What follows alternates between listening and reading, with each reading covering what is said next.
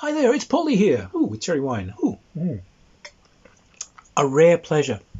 There have been some reprints of some of the very first foundation works of Wargaming recently, and I've been getting hold of them. It is like having old friends back.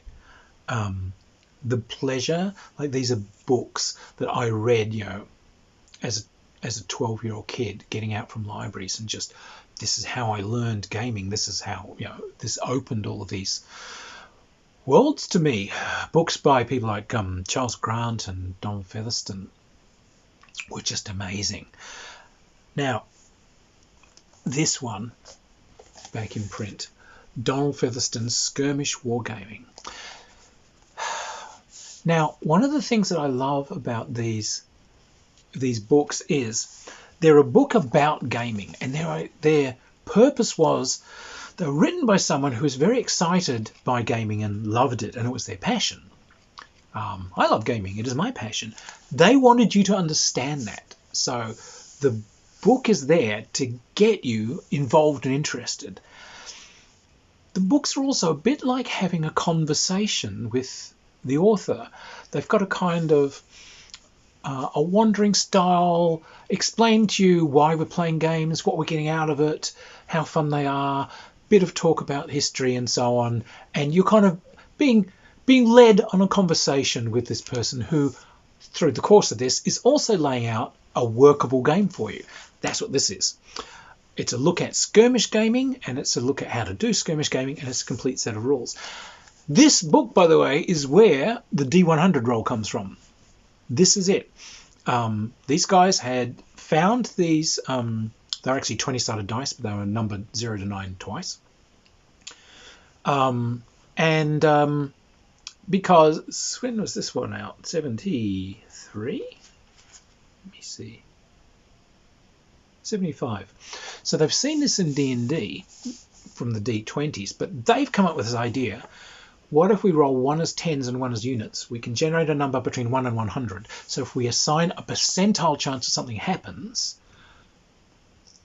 if the dice fall within that band, huzzah! So this was the world's first percentile run game. So it can be played in any historical period.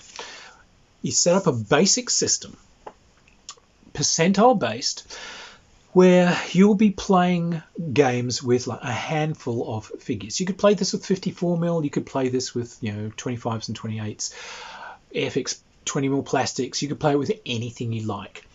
Could be played with only half a dozen on a side. He tells you in here, we've played this successfully with 75 on a side. Whatever sparks your imagination, whatever suits you. In its simple essence, what they do is a character is a novice, average, or a veteran. They will get bonuses to weapon handling and initiative and so on, depending on how much battle experience they've got.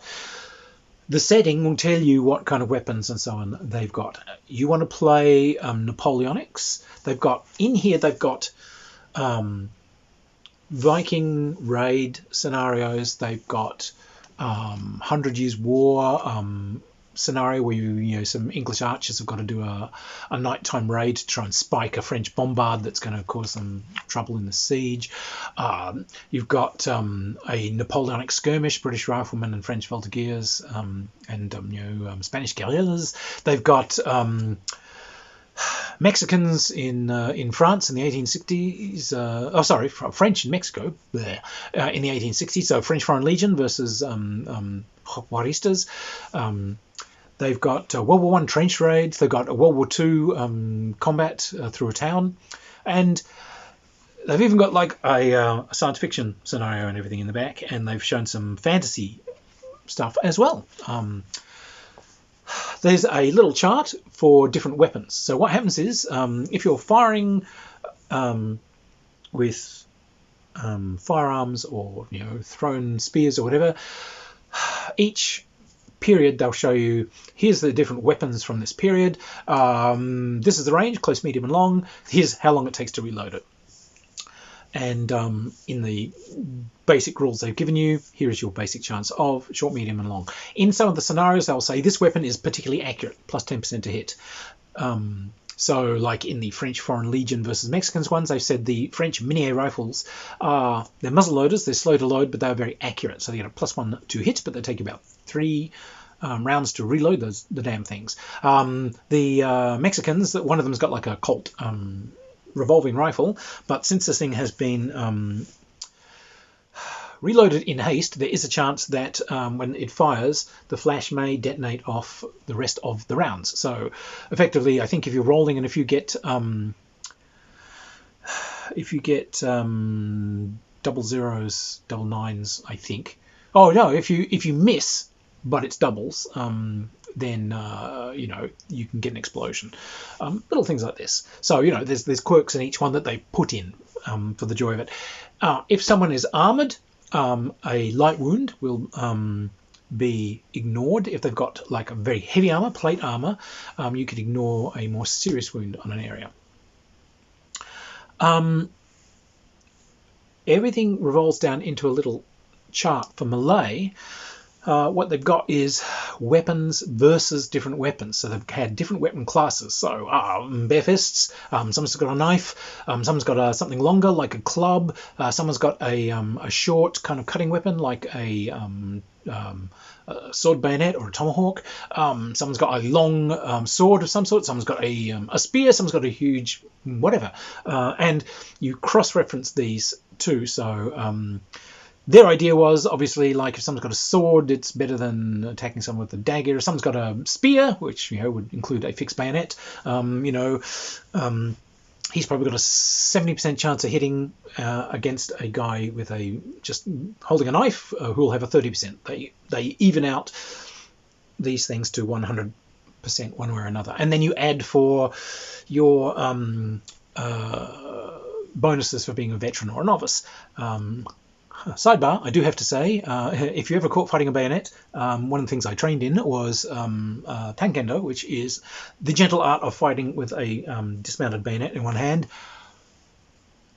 It is a monstrous way of taking out people with a long weapon like a bayonet and rifle. The bayonet guy is in raw terror as you basically, you're in. So I would put that in as a period quirk if someone was trained in that system. But anyway, this system, you do have to take a little look. There's a chart that essentially says, depending on what your chance of hitting was, the lower the roll you get, the more damage you do. So you will have to refer to a chart, and as you roll, that chart will tell you whether you've hit someone and where you've hit them. So it'll be an out-and-out kind of someone's hitting the left arm, the left leg, light wound, serious wound, hitting the head, dead, these sorts of things.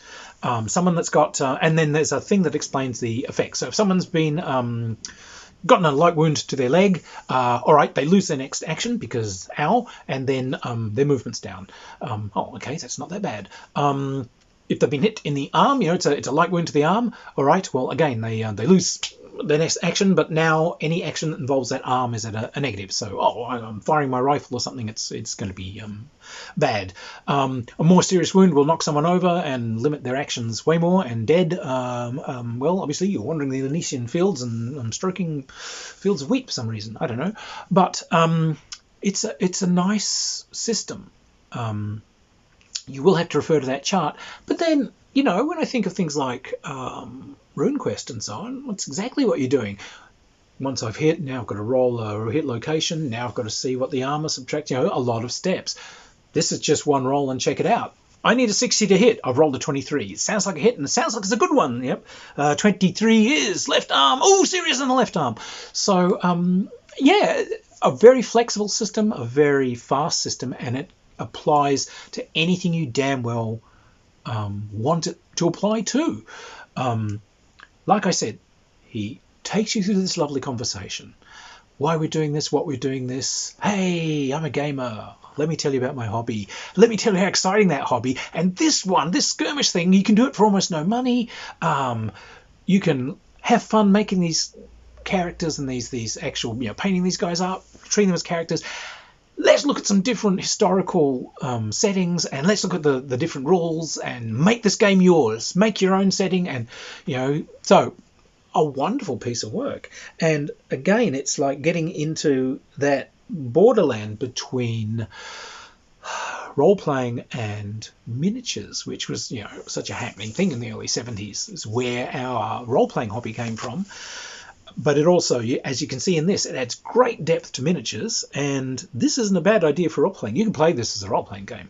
And indeed, he's got like a magical scenario at the back of it, and this guy's a wizard, and they're on a mighty quest. The wizard, he's got these spell things. He has to be able to stand for a turn and like cast his spell. He can do this, great stuff.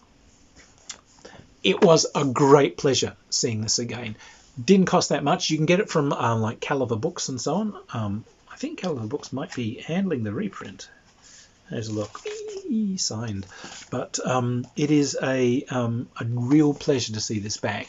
Like I said, an old companion from my youth, but a very, very playable set of rules that absolutely has withstood the test of time. This is still a primo skirmish game system. There's still nothing new that's come out that really beats it. Donald Featherstone was a gentleman. He was a real voice for gaming. He was a wonderful ambassador for gaming.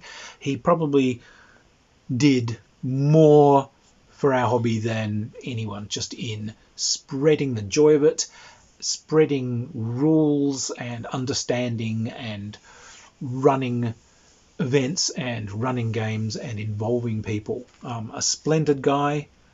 I am thrilled to see that his legacy is still out there and that it's still being played. Fantastic. Go and take a look at them, and if you like the reviews, like, subscribe, find me on Patreon. I will keep on digging out this cool stuff. Cheers everybody, keep playing.